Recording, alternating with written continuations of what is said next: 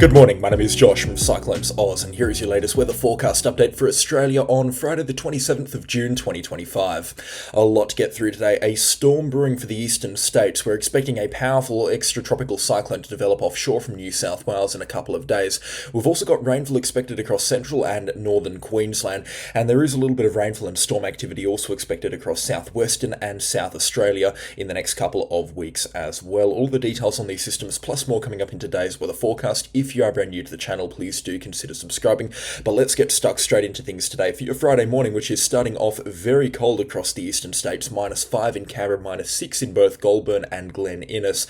Chilly all around. In fact, interestingly enough, it's not that cold over in the Snowy Mountains, but it is very cold into some of those valleys. So rug up, stay warm, stay in bed if you've got the day off from work. Unfortunately, if you do have the day on at work today, it is going to be a very cold start.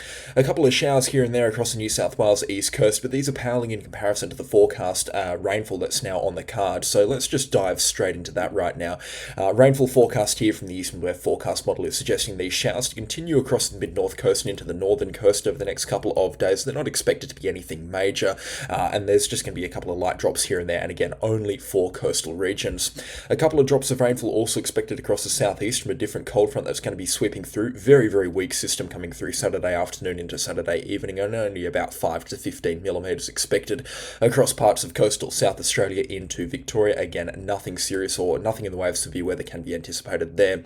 And then, as you can see, as we push through Sunday and into next week, Monday, a lot of rainfall does begin developing up in Queensland. I'll get to this in just a few minutes in a different part of the video, but what's caught my eye is the rainfall developing offshore from New South Wales. So what we're going to be seeing here is moisture sliding in from the north, meeting moisture sliding in from the west, from the east rather, over the Coral Sea and the Tasman Sea, and these westerly winds meeting up with these easterly winds rather meeting up with these northwesterly winds is going to begin to cause the development of a low pressure system through Monday, and that low pressure system will then begin developing offshore from the tippy top end of New South Wales, offshore from about Lismore or Coffs Harbour.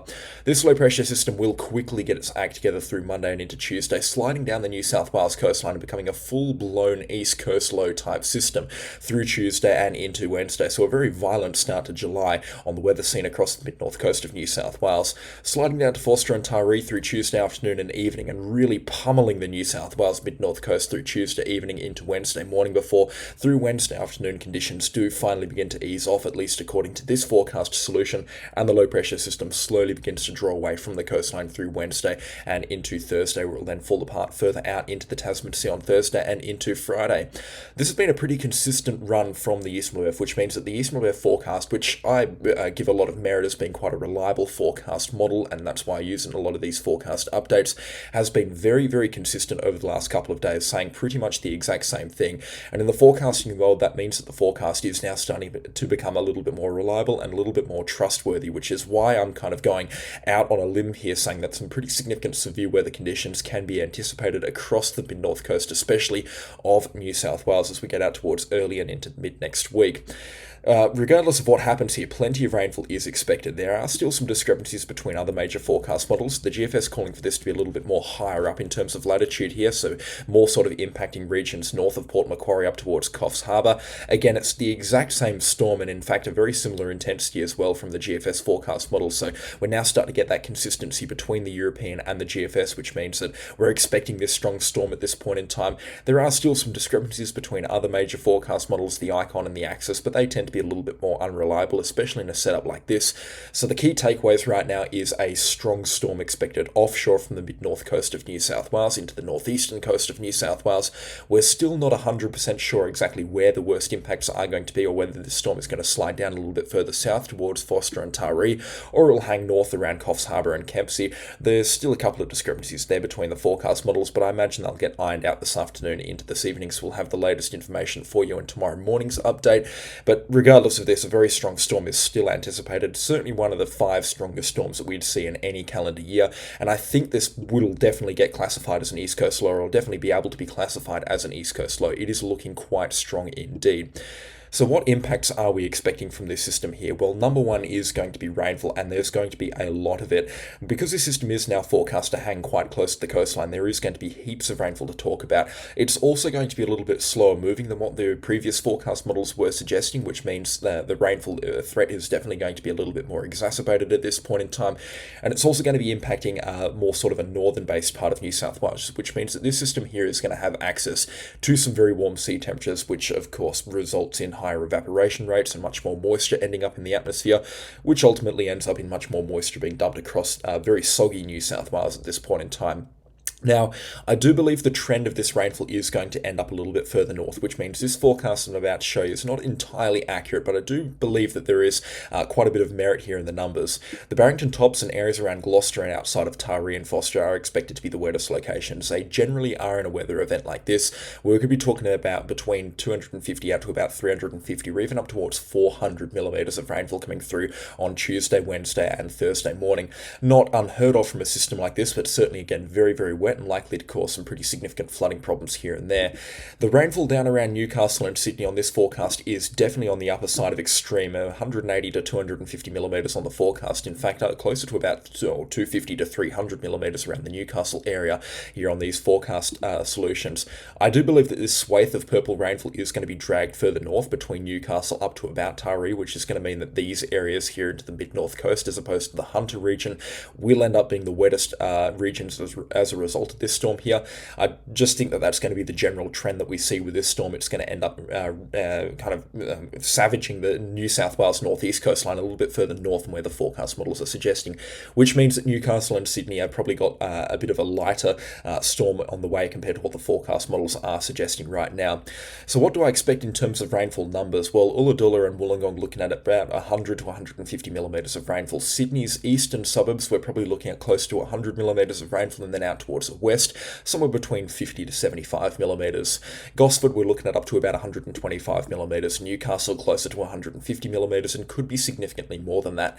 And then north of Newcastle, up around Foster and Taree, is where we're expecting rainfall accumulations, kind of in that Nelson Bay area, between that 200 to 300 millimetre mark, and isolated spot falls up to 400 millimetres expected into the mountainous regions adjacent to the coastline. Kempsey looking at up to 200 millimetres of rainfall. Coffs Harbour up to 150 millimetres of rainfall. Grafton and Lismore both looking at about 50 to 100 millimetres apiece in those regions. Rainfall, as you'd expect in a system like this, not penetrating too far inland in too much of a significant manner, but still some great rainfall accumulations expected, and it will be in this general area where the heaviest rainfall accumulations are expected. North of Newcastle through Nelson Bay, Foster, Taree, Port Macquarie, up to about Kempsey. I believe that's where the heaviest falls are going to be expected, and that's where the major forecast model GFS is also calling for the worst of the rainfall accumulations at this point in time. Also, I think it goes without saying, from a storm like this, it's going to be that southeasterly flow that just brings showers and storms in big bands and big intense rain bands, and that's where the rainfall is going to be coming from. It's not going to be more in the kind of in more of a kind of splotch of rainfall that we do see sometimes from these systems here. It is going to be in proper east coast low pressure system fashion.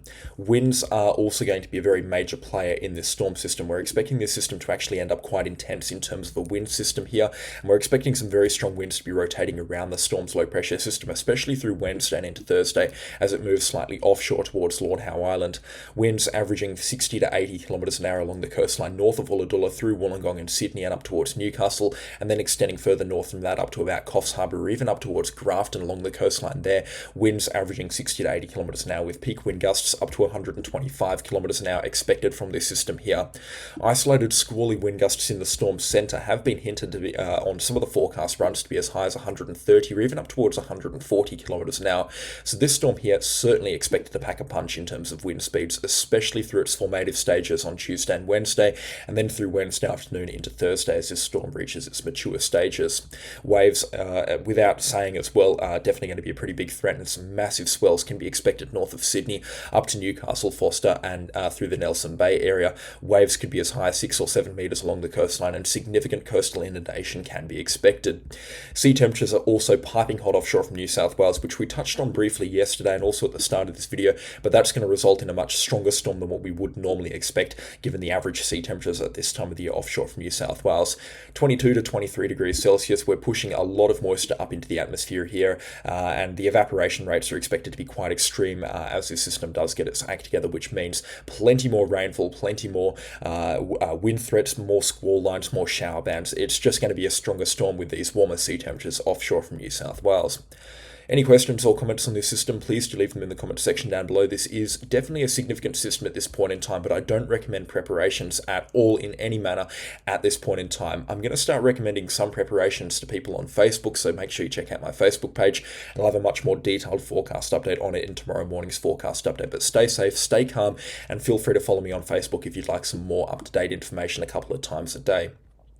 Let's briefly pan north up in towards Queensland. We should have started the video off up in Queensland because this is where the more immediate weather threat is up here. But you can see the cloud now starting to stream in towards north and far north Queensland.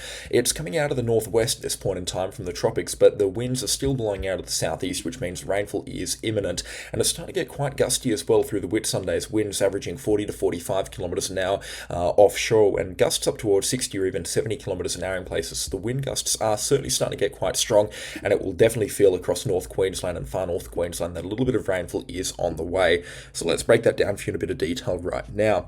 Whilst we're not expecting rainfall today, apart from a couple of areas up into the Daintree and the Cassowary coast, we're expecting a couple of drops of rainfall through there, and then maybe a few spits here and there, and a couple of lines of showers developing much later tonight into early tomorrow morning. The rainfall will begin to pipe up through tomorrow afternoon and into tomorrow evening. A couple of light moderate rain bands expected to develop through Saturday and into Sunday across northern reaches of Queensland. The Whitsundays is probably looking at between 25 millimetres across Saturday and Sunday. Rainfall is expected to be sort of heavy here and there through Sunday morning and into Sunday afternoon, and in fact through Monday morning we could see a couple of very healthy drops of rainfall here and there across the north and the central coast of Queensland between Mackay right down towards Bundaberg through the Wide Bay region. Falls up to 50 millimetres through Monday are not entirely out of the question at this point in time, before the rainfall falls out of Queensland Monday night into Tuesday morning, and the conditions return to cool, calm and collected as the storm down over the New South Wales mid-north coast drags all of the moisture down for itself. So what are we expecting in terms of rainfall accumulations? Well, certainly nothing significant, that's for sure, but 4-day rainfall accumulations, including today out to Monday and Tuesday, we're looking at falls potentially as high as 50 or 60 millimetres here and there through the Wide Bay region. Falls between 25 to 50 millimetres expected around the Cassowary coast and the Daintree rainforest, between 10 to 25 millimetres expected across other regions of North Queensland, including Townsville right down towards Bowen, and then falls between 25 to 50 millimetres expected for the coastal region south of Proserpine through Mackay, the Whitsundays, down to Rockhampton, Gladstone, Agnes Water, and as far south as Bundaberg and Hervey Bay. Rainfall accumulations won't penetrate too far inland, with just a couple of drops of rainfall expected out towards Emerald and Dingo and Claremont, those sort of regions. Rainfall accumulations won't be anything too flash out there. Rainfall is not going to be too heavy at any point in time either. It's probably just going to be those light, moderate rain bands on the radar, and that's just more sort of pesky weather up in North Queensland as opposed to significant severe weather. So there's no threat of flooding and no real concern from this weather event at this point in time, so no need to panic or make preparations. It's just a bit of out-of-season rainfall coming through up into the tropical regions as we close off June. But yeah, certainly something worth talking about, and up in far north Queensland, I'm sure a lot of people would be quite angry to have their dry season interrupted by these couple of days of showers coming through, but it will return to the dry season thereafter, and we're not expecting rainfall on the short and medium range forecasts that go out to about 3 weeks from now. So the little bit of wet weather is going to have about 4 or 5 weeks of dry weather in its shadow, which should be some good news for Queensland.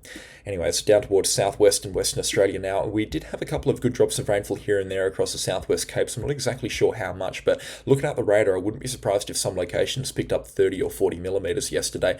That rainfall has since dried up, and we're expecting a couple of days of dry weather, especially today, which is looking to be quite a pleasant day across the southwest Perth, looking for a top into the early 20s, and many places after a pretty cold start this morning looking at tops into the early 20s as well, especially through the wheat belt. Rainfall is going to keep away from the southwest of Western Australia through this weekend. We were expecting a couple of showers a few days ago, but they have since fallen away from the forecast. A weak low pressure system will approach the southwest Capes through Sunday and into Monday. A few showers expected here and there through Monday afternoon and into Monday evening, but no more than about 15 millimetres is anticipated. We might actually see a couple of convective thunderstorms across the southwest Capes and into the south coastal region through Monday night and into early Tuesday morning, but again, it'll just be a few lightning strikes here and there, nothing significant and nothing severe.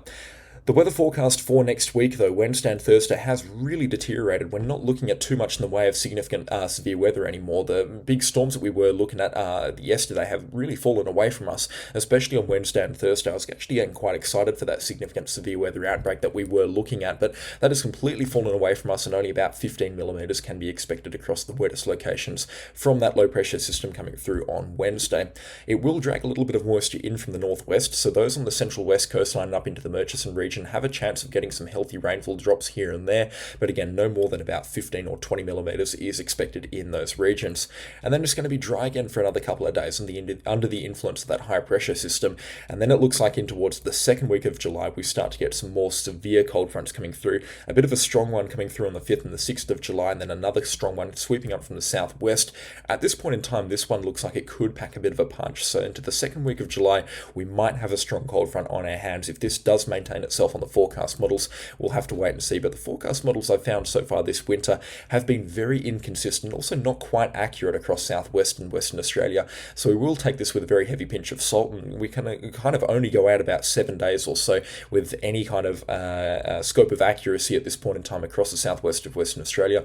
Just a little trend that I've noticed over the last couple of weeks, but the forecast modelling has been pretty hit and miss across southwest and Western Australia, which is making my job as a forecaster a little bit difficult, but rainfall should return into the end of the first and into the start of the second week of July. That'd be highly unusual if it didn't, so again, it is looking like rainfall will return at some point, but we're not looking at too much rainfall over the next 2 weeks, and you can really see it on the rainfall accumulation map here across southwest and Western Australia. Only a couple of places expecting more than about 50 or 60 millimetres of rainfall in the 14-day spread, which for this time of the year is quite a little amount of rainfall at this point in time. We'll keep a close eye on things though, and if that does change, I'll be the first to let you know. That's going to have to do it for today's forecast update. Not an awful lot to talk about. In fact, it's relatively dry across interior parts of Australia, or very dry as you'd expect for this time of the year across interior Australia. It's just the east coast being dominated by rainfall events over the next 14 days. A special shout out, of course, to the channel sponsors. The names are on screen right now. Again, I could not run this show without them, so their support is always much appreciated. And again, it's great to have them supporting the work that I do here on CyclonesOZ.